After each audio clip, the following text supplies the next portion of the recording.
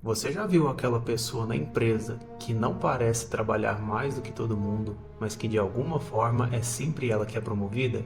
Que está sempre no radar da liderança, que entra em projetos importantes, que constrói relações rapidamente com quem decide? Hoje eu vou te explicar por que isso acontece e, mais importante, vou te mostrar como funciona o jogo que ela está jogando. Antes de continuar, eu preciso ser direto sobre o que esse vídeo é e o que ele não é.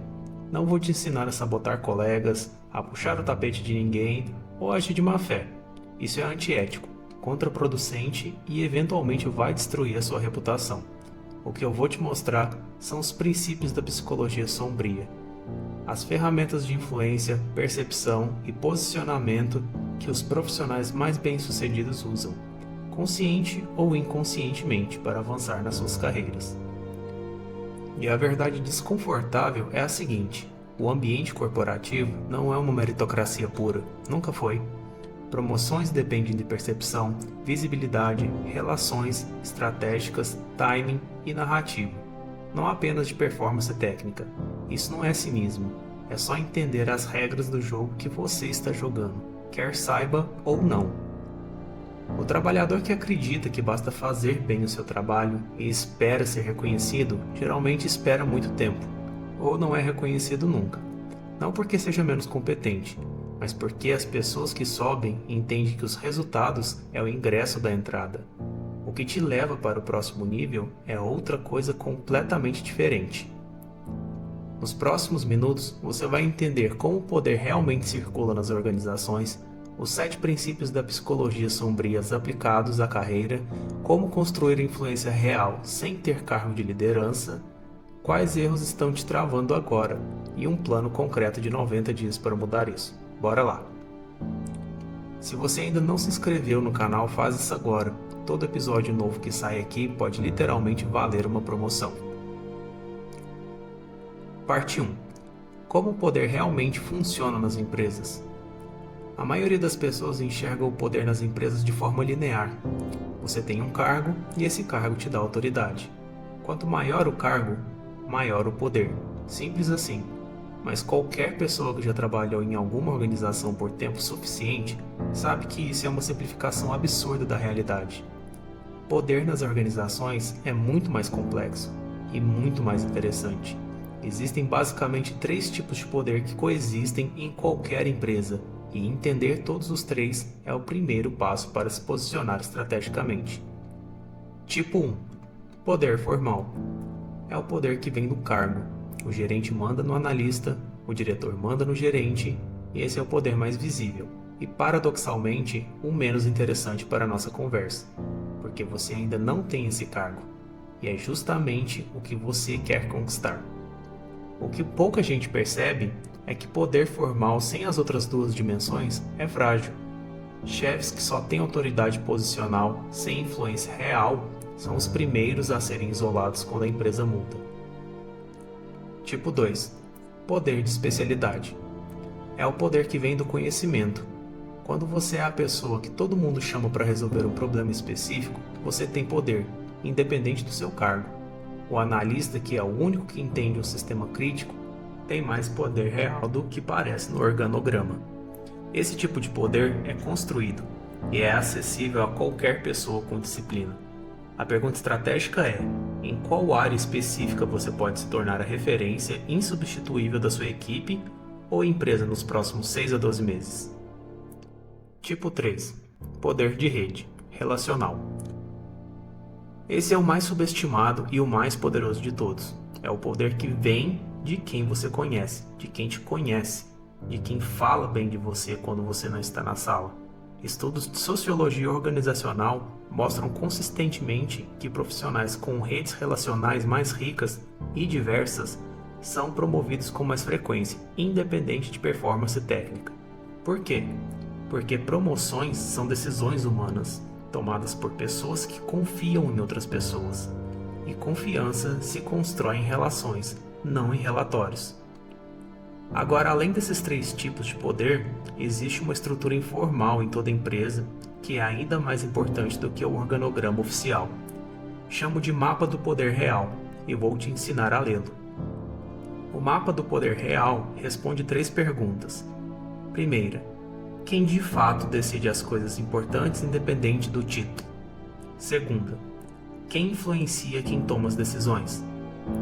Terceira, quem tem a confiança dos decisores sem necessariamente ter autoridade formal?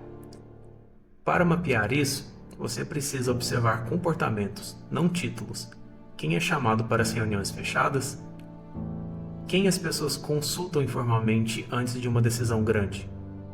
Quem é aquele cujos e-mails são respondidos imediatamente? Quem fala pouco, mas que quando fala, a sala se silencia. Essas são as pessoas com poder real, e são exatamente essas pessoas com quem você precisa construir relações estratégicas. Parte 3. Os 7 princípios da psicologia sombria na carreira. Agora chegamos no coração desse vídeo.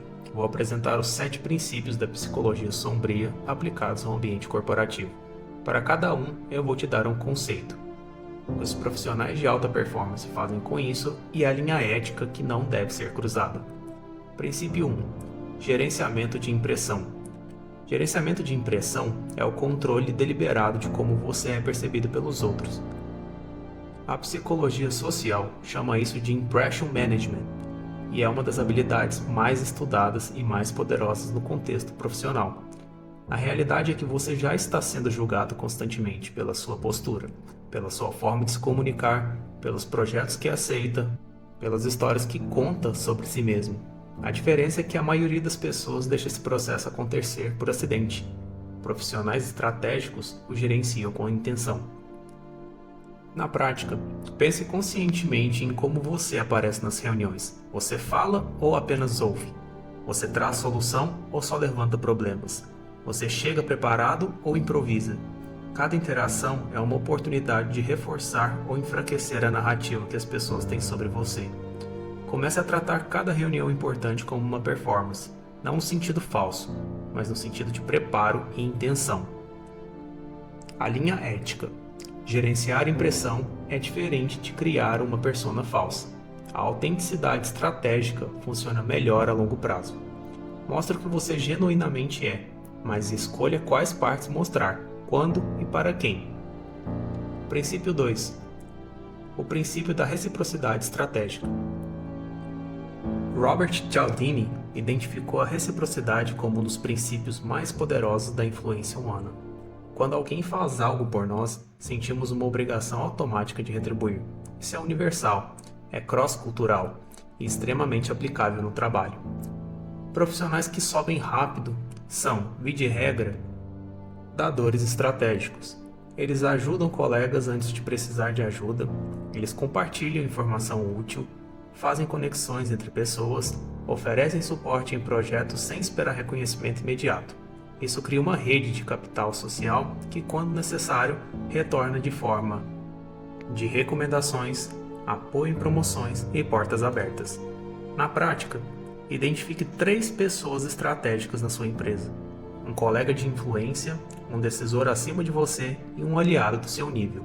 Nos próximos 30 dias, encontre uma forma genuína de ser útil para cada uma delas, sem pedir nada em troca.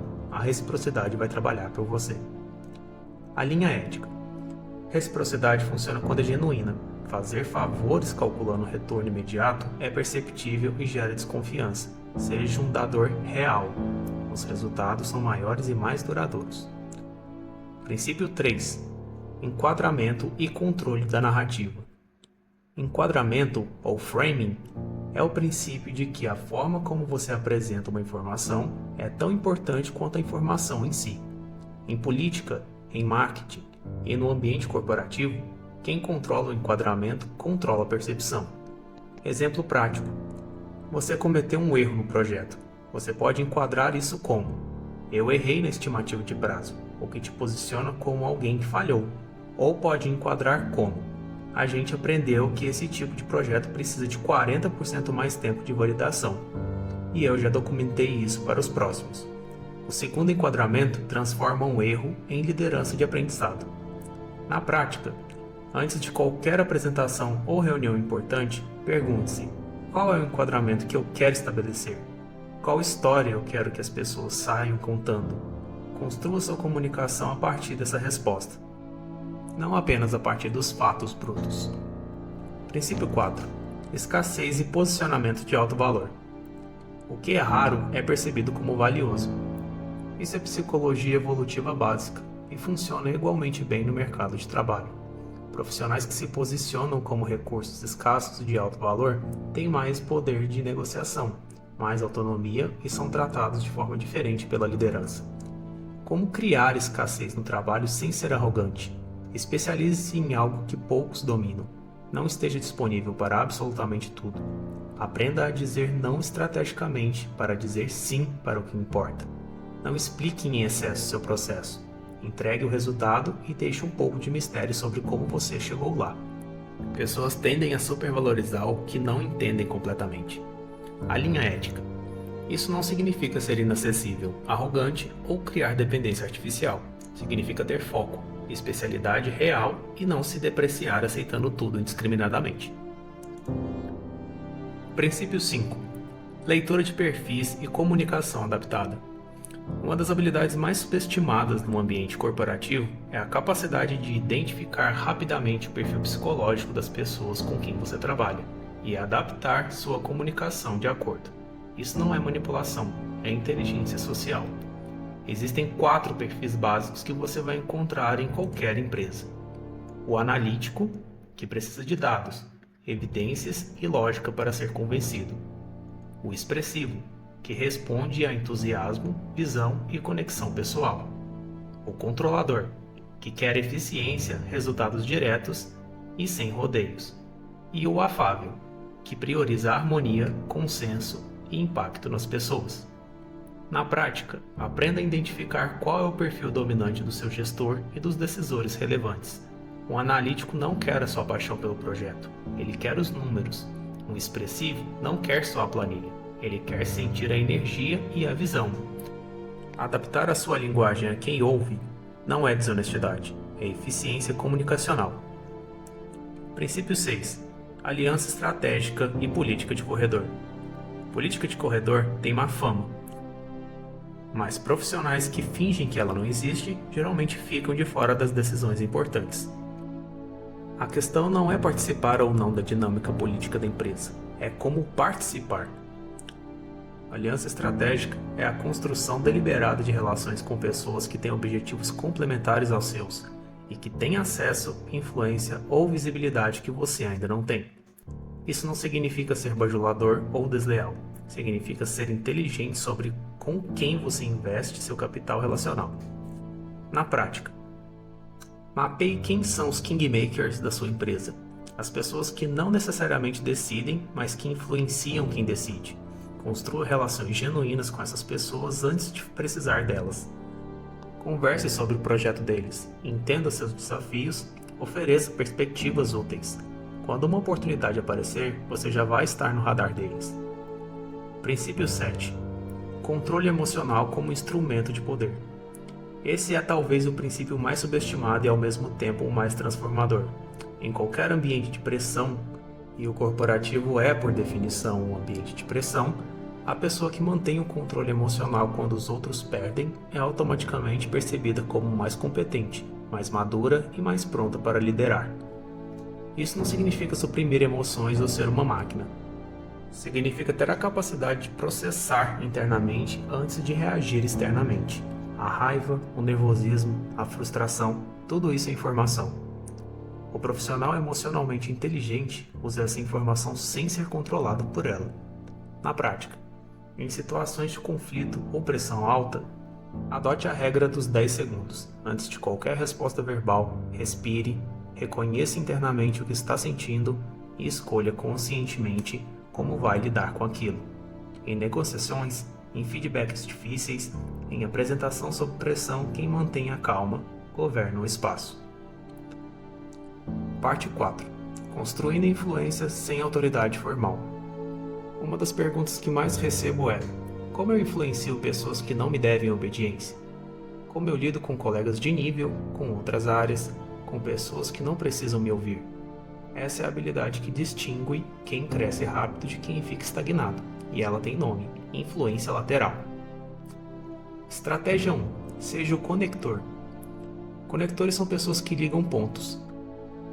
Ela sabe quem sabe o que, quem precisa do que e constrói pontes entre essas necessidades. No ambiente corporativo, ser o conector te dá visibilidade sem você precisar se autopromover, porque você aparece naturalmente no radar de várias pessoas ao mesmo tempo. Na prática, quando você souber que alguém da área X tem um problema que alguém na área Y pode resolver, faça a conexão, envie um e-mail, apresente as pessoas numa reunião.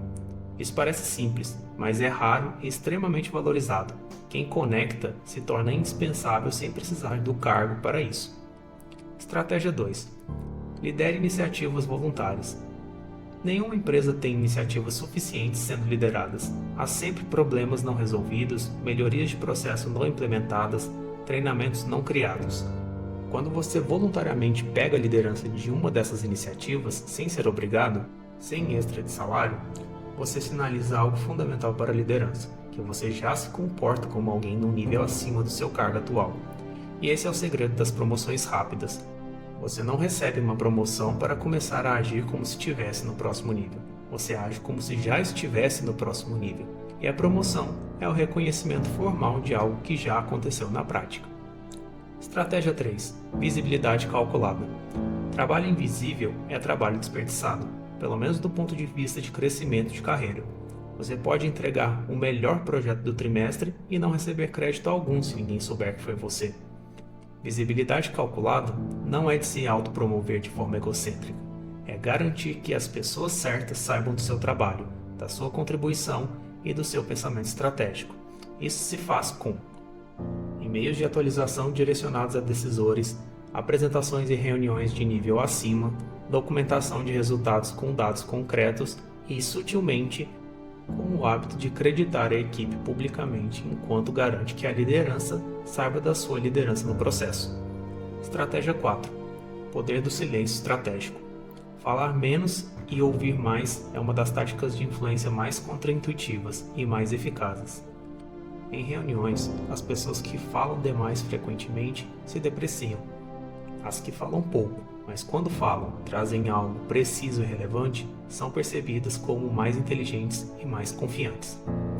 A próxima vez que você estiver em uma reunião importante, experimente. Ouça atentamente os primeiros 70% do tempo. Observe o que falta, qual é o ponto que ninguém está nomeando, qual é a tensão não resolvida. Então fale, com precisão e com calma. Essa é a diferença entre ruído e impacto. Parte 5.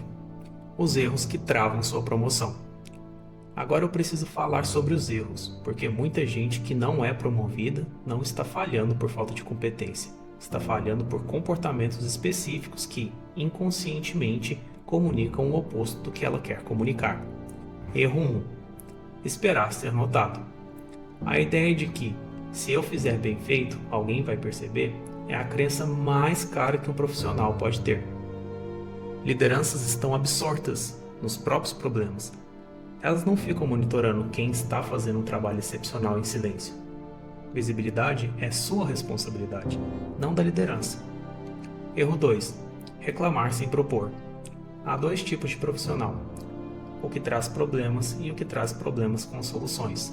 O primeiro drena a energia da liderança, o segundo gera alívio e confiança. Se você tem o hábito de reclamar de processos, colegas e decisões sem apresentar alternativas concretas, você está ativamente prejudicando sua imagem, mesmo que a reclamação seja completamente legítima.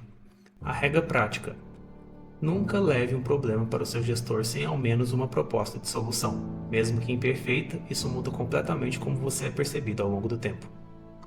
Erro 3. Ser bom demais na sua função atual.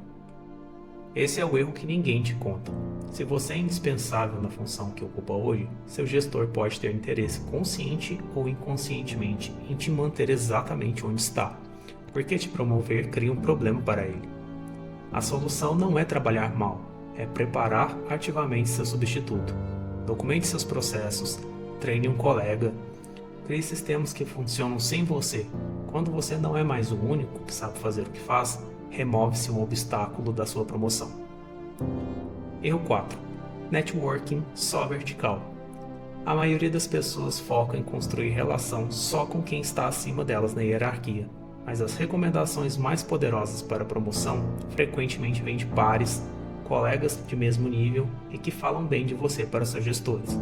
Cuide das relações horizontais com o mesmo empenho que cuida das verticais. Erro 5. Confundir lealdade com submissão.